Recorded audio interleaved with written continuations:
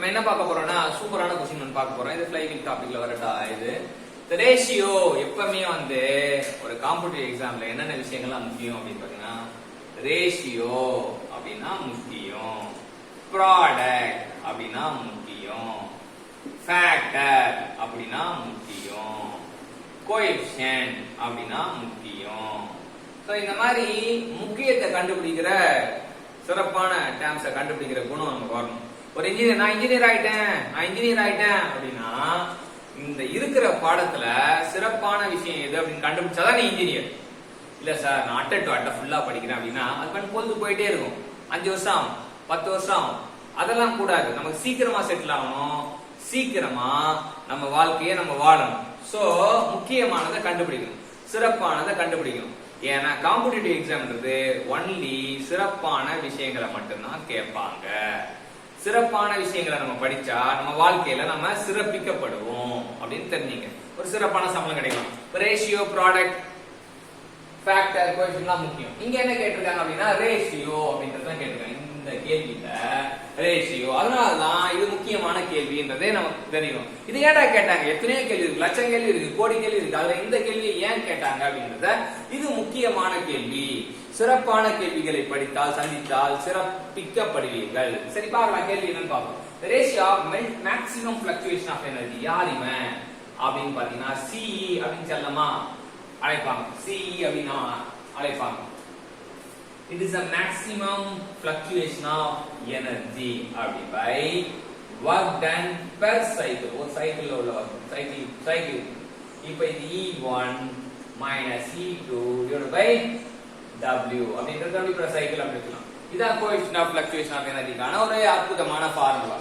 சரி, இவன் கூட இன்னொருத்தன் வந்து இந்த ஃளைவீல்ல வரவன் யார் அப்படின்னா அவன் coefficient of fluctuation of speed அப்படின்றது தான் வந்து அர்த்தம். coefficient of fluctuation of speed அப்படின்னா என்னன்னா அது வந்து n max minus n mean divided by n mean அப்படின்னா அது coefficient of இல்ல n க்கு பதிலா omega max minus omega mean divided by omega mean அப்படின்னா coefficient of fluctuation of speed. இதுவும் ரேஷியோ தான். coefficient of fluctuation of speed ratio தான், coefficient of fluctuation of energy ratio தான். எனர்ஜினா மேல எனர்ஜி வருவான், ஸ்பீடுனா மேலையும் ஸ்பீடு வருவான், கீழேயும் ஸ்பீடு வருவான். ஆனா இங்க மேல எனர்ஜி வருவான், கீழே வர்க் டன் வருவான் அப்படின்னு தெரிஞ்சுக்கணும். சோ இந்த கேள்விக்கான ஆப்ஷன் ஆன்சர் வந்து coefficient of fluctuation of energy.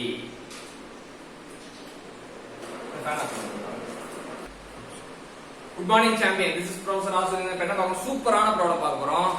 Shaft of length 0.75 mm ஒரு ஷாஃப்ட் இருக்கு, அது length 0.75 mm support free at the end. So support freely அப்படிட்டாங்க. அப்ப தெரிஞ்சுக்கலாம் is carrying mass up to 90 kg. 90 kg னா சோ அது நியூட்டனா மாத்தணும், மாத்த கூடாது, அது mg போடணும். அட் 0.25 mm அது 0.25 னா இந்த பக்கம் 0.25 அந்த பக்கம் 0.5 அப்படின்றது தெரிஞ்சுக்கணும். ஒன் அட் ஃபண்டமெண்டல் ஃப்ரீக்வன்சி கேக்குறாங்க. நமக்கு கேக்குறது ஃபண்டமெண்டல் ஃப்ரீக்வன்சி அப்படின்றத கேக்குறாங்க. ஆஃப் டிரான்ஸ்வர்ஸ் வைப்ரேஷன், இந்த வைப்ரேஷன் டிரான்ஸ்வர்ஸ் வைப்ரேஷன் சொல்றாங்க. Take equal to 200 GPa. GPa னா ஜிகா பாஸ்கல் அர்த்தம். டயாமீட்டர் 0.05 மீட்டர் அர்த்தம். இப்ப நான் வாட்ச் 84.95 84.85 48.95 48.85 அப்படிங்கிறாங்க. பக்கத்துல வேல்யூ இருக்கிறது ரொம்ப முட்டாள்தனமான வேல்யூ. ஏன்னா அக்யூரசியால சம் போட முடியாது. இவ்வளவு டேட்டாவோட விளையாடுனா நமக்கு நேரம் ஆகும். சோ இந்த மாதிரி क्वेश्चन வந்தா ஆன்சர்ல சாய்ஸ் விட்டுறது பெஸ்ட். சாய்ஸ் விடாம நம்ம போடணும் அப்படின்னா கடைசியில தான் இது ஆல்டர்னேட்டிவ் क्वेश्चन வச்சுக்கணும். சால்வ் பண்ணி ஆன்சர் வந்தா ஆன்சரை போடணும், இல்லாட்டி இங்கி பிக்கி வாங்கி போட்டு முடிச்சிடணும். சோ சில கேள்வியை தொட்டா போஸ்டிங் கிடைக்கும், சில கேள்வியை தொடாம இருந்தா தான் போஸ்டிங் கிடைக்கும். இந்த கேள்வி வந்து டைம் கன்சப்ஷன் क्वेश्चन. கேள்வியில வந்து என்னென்ன வகைப்படுனா ஈஸி அண்ட் சிம்பிள் क्वेश्चन. அப்ப டைம் கன்சூமிங் லெஸ்ஸா இருக்கும். அப்புறம் ஈஸி அதாவது டைம் கன்சூமிங் வந்து கம்மியா தான் இருக்கும், ஆனா கொஞ்சம் டிஃபிகல்ட்டா இருக்கும். சிம்பிள் கான்செப்ட் இல்லாம டிஃபிகல்ட்டா இருக்கும். டிஃபிகல்ட்டா இருந்ததுன்னா அந்த விஷயத்தை அந்த ப்ராப்ளம் ஏற்கனவே போட்டுருந்தோம்னா டிஃபிகல்ட்டான क्वेश्चन ஏற்கனவே போட்டிருந்தா டைம் கன்சூம் கம்மியா தான் வந்து போட்டுருவோம். நம்ம ப்ரியாரிட்டியே இதுதான். இப்ப யாரெல்லாம் ஜெயிப்பாங்கன்னா டிஃபிகல்ட்டான क्वेश्चन வந்து டைம் கன்சூம் கம்மியா இருக்க क्वेश्चन சால்வ் பண்றவங்க போஸ்டிங் வாங்கிடுவாங்க. இப்ப சிம்பிளா இருந்து டைம் கன்சூமிங் அதிகமா இருக்கிறது வந்து சிம்பிளா இருந்து டைம் கன்சியூமிங் அதிகமா இருக்கிற கொஸ்டின் வந்து நம்ம வந்து தேர்ட் ஆப்ஷன்ல வச்சுக்கணும். அதே வந்து டிஃபிகல்ட்டா இருந்து டைம் கன்சியூமிங் அதிகமா இருக்க கொஸ்டின் தொடவே கூடாது. இந்த கொஸ்டின் தொடறோம்னா போஸ்டிங் மிஸ் பண்ணிடுவாங்க. சரியா? இந்த கொஸ்டினை டிஃபிகல்ட்டா இருக்க கொஸ்டினை டைம் கன்சியூமிங் கம்மியா இருக்க சால்வ் பண்ணாங்கன்னா போஸ்டிங் கிடைக்கும். டிஃபிகல்ட்டான கொஸ்டின் டைம் கன்சியூமிங் அதிகமா ஆச்சுன்னா போஸ்டிங்கை விட்டுருவாங்க. தயவு செஞ்சு காம்படிட்டிவ் எக்ஸாம் ப்ரிப்பேர் பண்றவங்க டிஃபிகல்ட்டான கொஸ்டின் டைம் கன்செப்ஷன் அதிகமான கொஸ்டினை தொடாம பாத்துக்குங்க. தொடரனா உங்களுக்கு கண்டிப்பா போஸ்டிங் உறுதி ஆயிடும். இந்த 3 செக்ஷனை ஃபாலோ பண்ணும்போதே நமக்கு உறுதி ஆயிடும். இந்த ரெண்டாவது செக்ஷனை ஃபாலோ பண்றதுக்கு நீங்க என்னன்னா பயிற்சி நிறைய எடுத்திருந்தா ரெண்டாவது செக்ஷன் வந்து பிராக்டிஸ் வந்து நிறைய எடுத்திருந்தா ரெண்டாவது செக்ஷன் வந்து நீங்க இது பண்ணலாம். சோ ஃபர்ஸ்ட் நீங்க இந்த ரெண்டு தான் வந்து உங்களோட மையமா இருக்கணும். ஆனா இத வந்து ரெண்டாவதா போடக்கூடாது, இதுதான் ரெண்டாவதா போடணும். டைம் கன்சியூமிங் கம்மியா இருக்க கொஸ்டின் தான் நீங்க ரெண்டாவதா போடணும். தெரிஞ்சு சோ இந்த கேள்விக்கு வருவோம். இந்த கேள்வி வந்து delta equal to mg a2 b2 by 3a தான் formula. w into a2 b2 3a கொடுத்துக்கலாம். w னா mg ன்னு சொல்லுவோம். இப்ப சப்ஸ்டிட் பண்றோம். 90 இதெல்லாம் சப்ஸ்டிட் பண்ணி முடிச்ச பிறகு நமக்கு என்ன கிடைக்கும்? 9.99 into 10⁻⁻5 மீட்டர் அப்படின்னு வருது. சோ அத வந்து இங்க சப்ஸ்டிட் பண்ணோம் அப்படின்னா இது 9.81 இதுவும் வந்து 9.99 வந்து அடிச்சிடலாம். அப்ப 10⁻⁻5 மட்டும் மேல கொண்டு போய் 10⁻+5 வரும். +5 வரும்.